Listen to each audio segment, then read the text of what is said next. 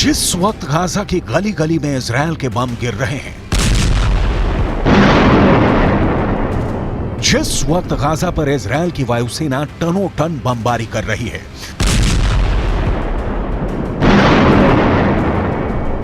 तब यहां के एक अस्पताल के बाहर जमाल अल दुर्रा अपने 2 भाइयों की मौत के बाद उसकी आत्मा की शांति के लिए दुआ कर रहे हैं।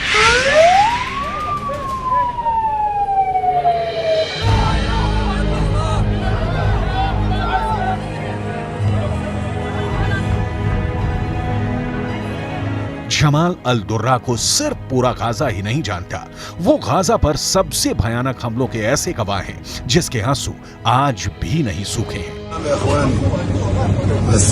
23 वर्ष पहले इस शख्स का एक और वीडियो पूरी दुनिया में हेडलाइन बन गया था। एक तरफ जमाल अल दुर्रा अपने 2 भाइयों की मैयत के पास बैठे हैं, तो दूसरी तरफ वर्ष 2000 में वो अपने बच्चों को इजराइल की गोलीबारी से बचाने की कोशिश करते रहे।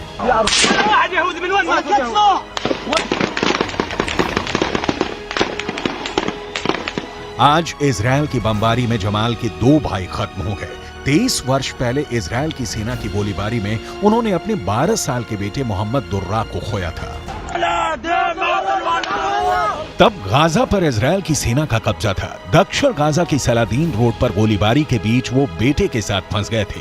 जमाल एक दीवार के किनारे आड़ लेते हुए इजराइल की सेना को फायरिंग करने से रोकते रहे। उनका बेटा उनसे सटा हुआ था और फिर गोली उनके बेटे को आकर लगती है। वो फौरन दम तोड़ देता है। जमाल अल दुर्रा जिंदा थे, लेकिन अपने सामने बेटे को आखिरी सांसें लेते देखकर वो भी अंदर से खत्म हो चुके थे। आज इजराइल की बमबारी के बीच जमाल ने अपने 2 भाइयों को खो दिया है।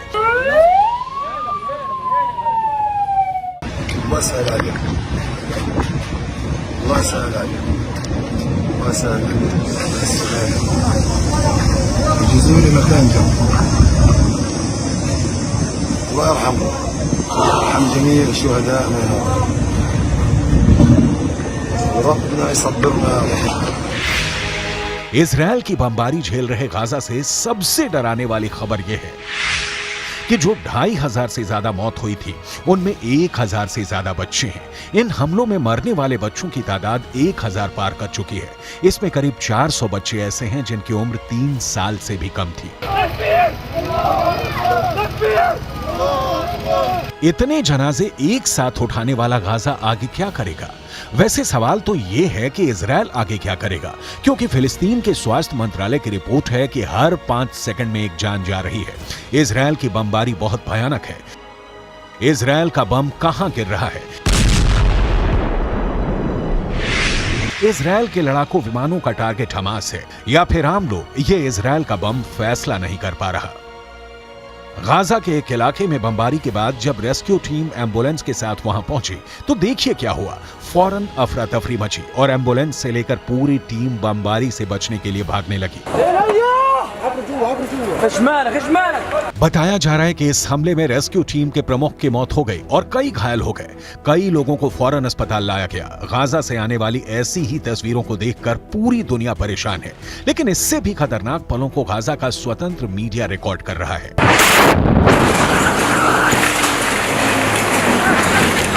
गाजा के एक अस्पताल में दिन रात काम कर इस डॉक्टर को पता चला कि उसके घर पर बम गिरा है और फिर कई लोग अस्पताल लाए गए हैं। वो उनके पास फौरन पहुंचा, दिलासा दिया कि सब कुछ ठीक हो जाएगा। इसके बाद ये डॉक्टर दूसरे कमरे में जाता है तो वहां अपने बेटे की लाश देखकर उसके होश उड़ जाते हैं। कुछ देर बाद ये डॉक्टर अपने आप पर काबू रखकर फिर से बेटे की लाश देखने पहुंचता है। साथ में पत्नी भी है। सब बुरी तरह रो रहे हैं, लेकिन डॉक्टर सब्र रखे हुए हैं। इसीलिए कहते हैं डॉक्टर बहुत हिम्मत वाले होते हैं।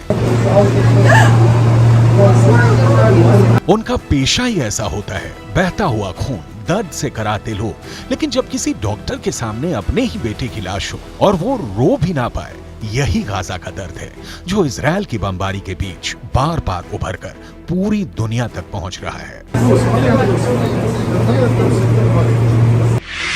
इस वक्त गाजा में 8 से ज्यादा डॉक्टर इजराइल की बमबारी में मारे जा चुके हैं, क्योंकि इजराइल का बम हर तरफ बरस रहा है।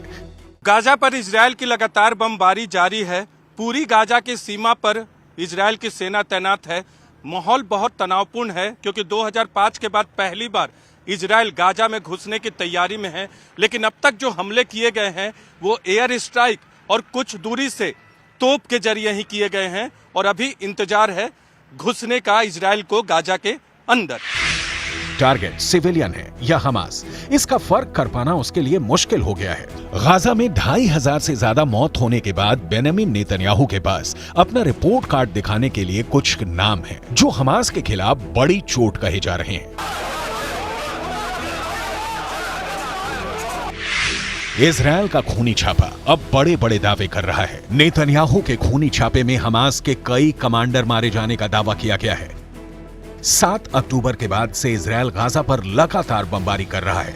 हजारों टन गोला बारूद से गाजा को समतल किया जा रहा है और अब हमास के जिन कमांडर को खत्म करने का दावा किया गया है उनमें हमास के नुखबा ग्रुप का कमांडर अली कादी है। इसमें हमास के नुखबा ग्रुप का एक और कमांडर बिलाल अल कादरा है। इसमें दक्षिण गाजा का मिलिट्री कमांडर मोइताज ईद है। इसमें हमास के अंतर्राष्ट्रीय संबंधों वाले विभाग का प्रमुख जकारिया अबू मामर है। इसमें हमास के वित्त विभाग का चीफ जुआद अबू शमाला है। इसमें हमास के कम्युनिकेशन और सिग्नल विभाग का प्रमुख मेराद अबू मेराद भी है। האחריות שלנו עכשיו זה להיכנס לעזה, זה לבוא למקומות שבהם החמאס נערך, פועל, מתכנן, משגר, לפגוע בו קשה מאוד, בכל מקום, בכל מפקד, בכל פעיל, להשמיד תשתיות, במילה אחת, לנצח. गाजा में हमास के कई कमांडर मारे गए हैं, लेकिन हमास की असली लीडरशिप तो कतर में बैठी है। ऐसे में गाजा में हो रहे बड़े बड़े हमलों से हमास को पूरी तरह खत्म करने का इजराइल का मिशन क्या पूरा हो पाएगा?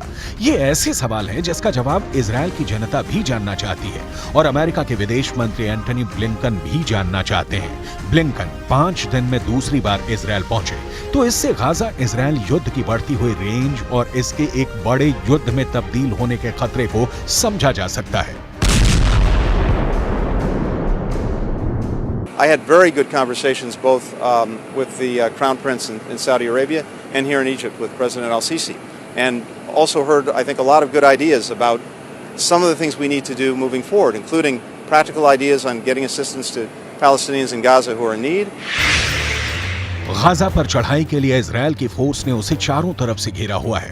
गाजा के बाहर इजराइल के टैंक गोले बारूद के साथ खड़े हुए हैं। कमांड सेंटर से जैसा ऑर्डर आया ये उसके हिसाब से आगे बढ़ेंगे, कोई कमी न रह जाए इसके लिए बैकअप फोर्स भी पहुंचाई जा रही है। इजराइल से गाजा की तरफ जाने वाली हर सड़क पर इस वक्त बहुत ज्यादा तनाव देखा जा सकता है, लेकिन इससे पहले नेतन्याहू मोर्चे पर जा चुके हैं। वो इजरायली सैनिकों से कह चुके हैं कि दूसरी स्टेज के लिए तैयार रहें और गाजा में इजराइल पहले से भी खतरनाक अटैक के लिए खुद को लैस कर चुका है। अब इजराइल के कमांडर इन चीफ जाकर बता रहे हैं कि हमास को किस तरह खत्म करना है, लेकिन दूसरा सच ये भी है कि गाजा में फुल स्केल ऑपरेशन वाला मिशन अब तक शुरू नहीं हुआ है।